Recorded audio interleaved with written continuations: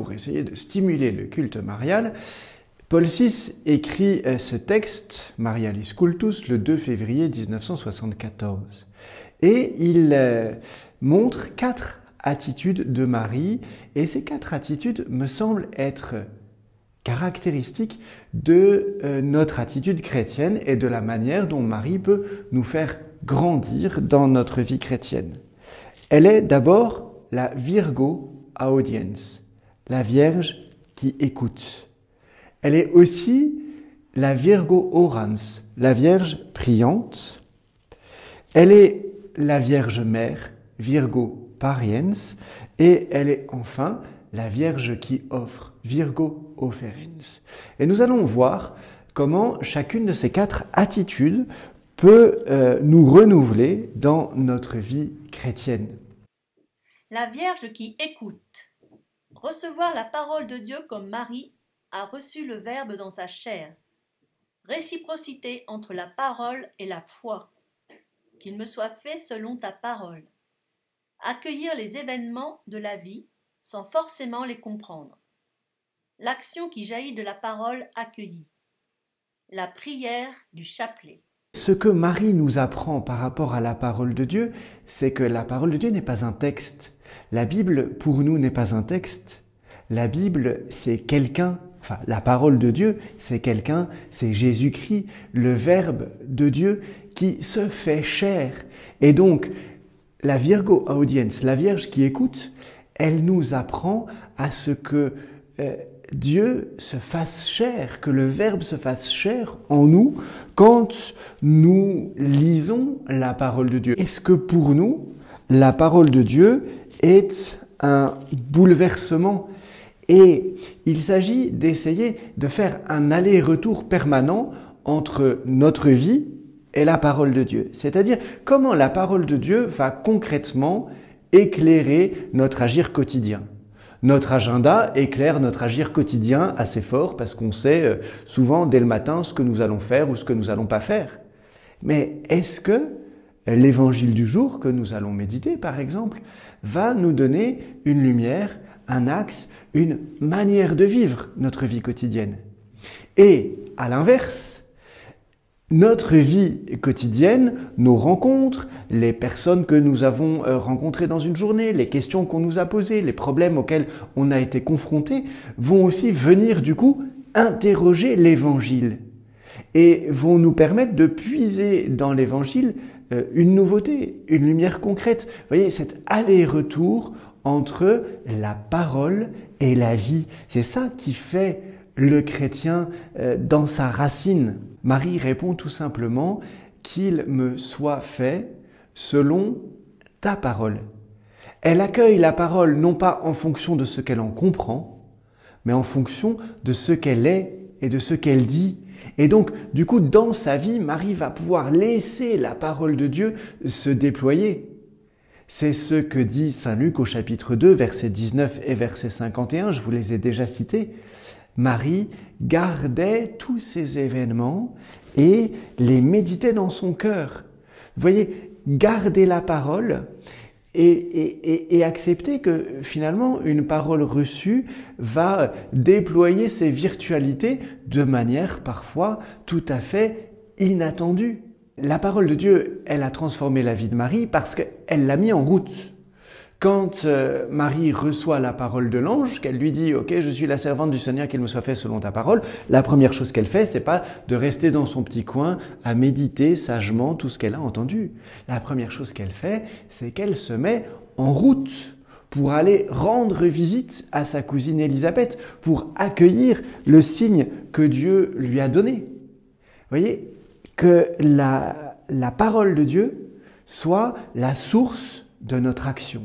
Il y a une oraison du temps ordinaire qui dit que toutes nos activités prennent leur source en toi et reçoivent de toi leur achèvement. Le chapelet n'est pas une prière mariocentrique. Le chapelet est une prière christocentrique. Qu'est-ce que c'est que le chapelet? C'est tout simplement la méditation de l'Évangile avec Marie. On prie le chapelet pour que Marie nous apprenne à méditer la parole, pour que Marie nous apprenne à garder la parole dans notre cœur, comme elle. Et donc, vous voyez, là encore, la prière du chapelet transforme notre rapport à la parole de Dieu et tout simplement notre être chrétien.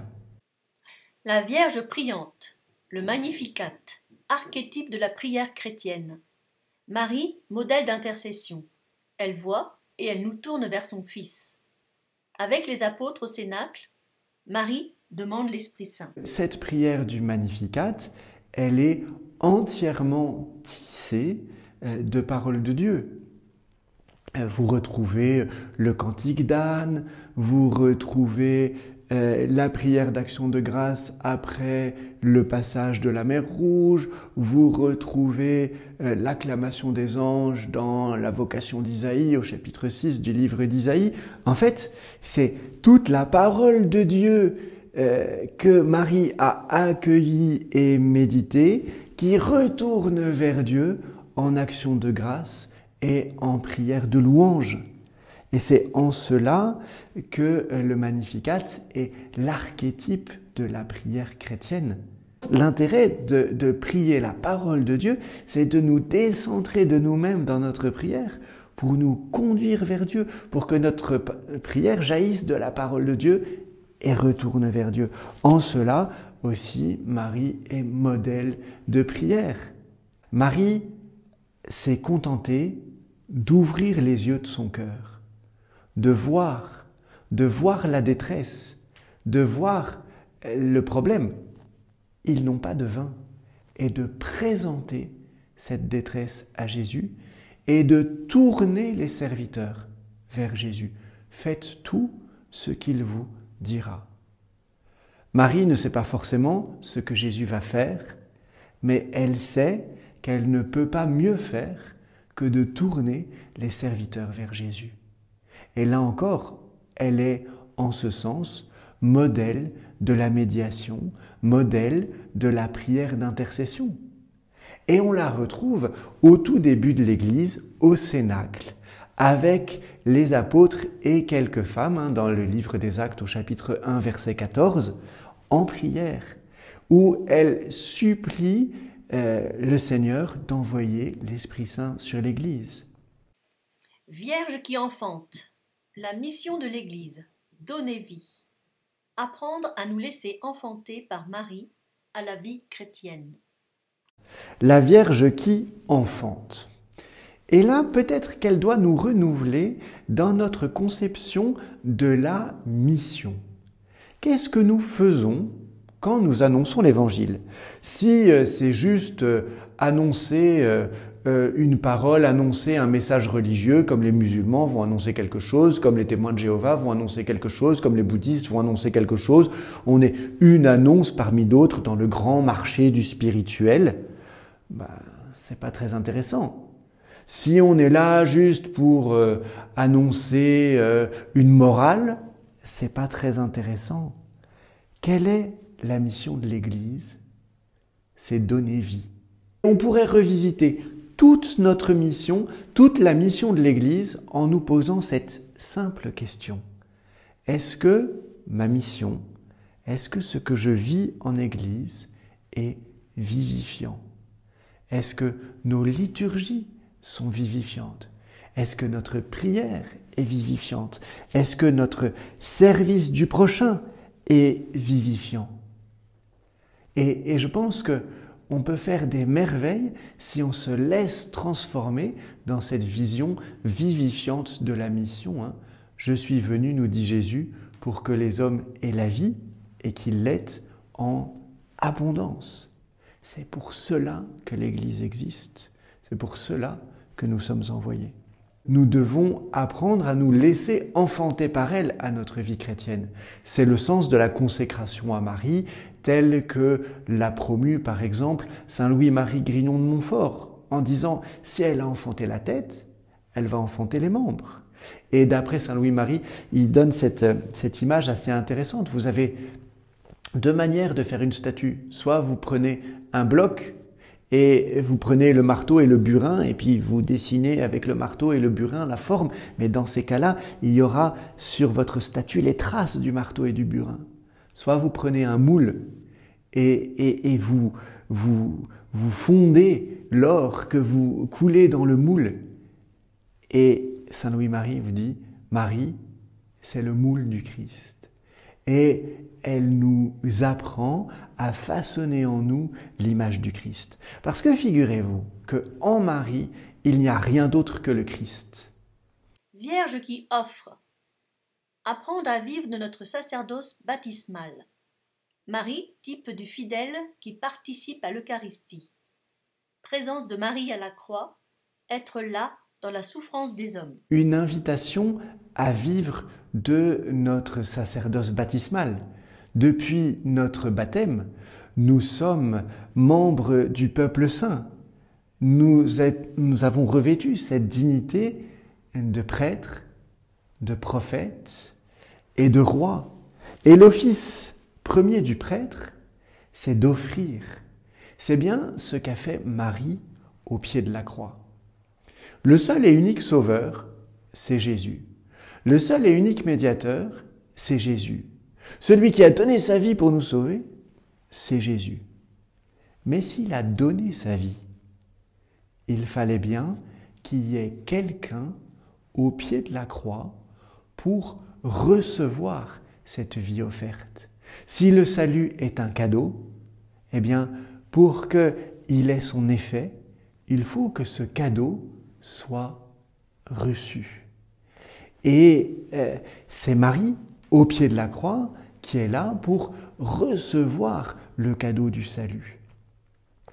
Saint Irénée nous donne cette image extrêmement intéressante. Le Christ récapitule tout. Il est la tête. De lui vient toute grâce. Et Marie fait recirculer la grâce. C'est-à-dire que toute la grâce qu'elle a reçue, elle le fait monter en action de grâce vers Dieu. Et peut-être que Marie, au pied de la croix, la Vierge qui offre, elle qui vit le sacerdoce des baptisés, elle est le type et l'archétype de l'Église, avons-nous dit, mais elle est le type du fidèle qui participe assidûment à la célébration de l'Eucharistie. Cette Vierge qui offre, elle est certainement le modèle du croyant qui vit la célébration de la liturgie, qui vit la célébration eucharistique, parce que toute la réforme liturgique est faite pour que nous puissions, comme croyants, nous associer à l'action sacramentelle. Et cette association des fidèles, ce consentement des fidèles, comme le consentement de Marie, cette offrande, ce sacrifice de louange, il est constitutif de la rédemption, il est constitutif de la liturgie. Et donc Marie nous apprend à vivre de manière active et assidue notre sacerdoce baptismal, notre vie baptismale. La vie eucharistique de l'Église ne se limite pas à la demi-heure quotidienne ou à l'heure dominicale de la messe. C'est toute notre vie qui est eucharistique. Et entre autres, Jean-Paul II a cette parole si belle. Il y a une analogie profonde entre le fiat que Marie dit à l'Annonciation et l'amen que chaque fidèle prononce lorsqu'il reçoit l'Eucharistie. Et de la même manière que Marie, après l'Annonciation, est allée visiter sa cousine Élisabeth, notre vie eucharistique nous envoie, nous propulse, nous missionne auprès de nos frères. Entre autres, dans le service des plus pauvres, dans le service de ceux qui en ont besoin. Être comme Marie, une présence là où tout le monde a abandonné Jésus au pied de la croix, elle reste là. Et peut-être que cette présence, là où on n'ose pas aller, c'est ce que le pape François appelle la présence aux périphéries.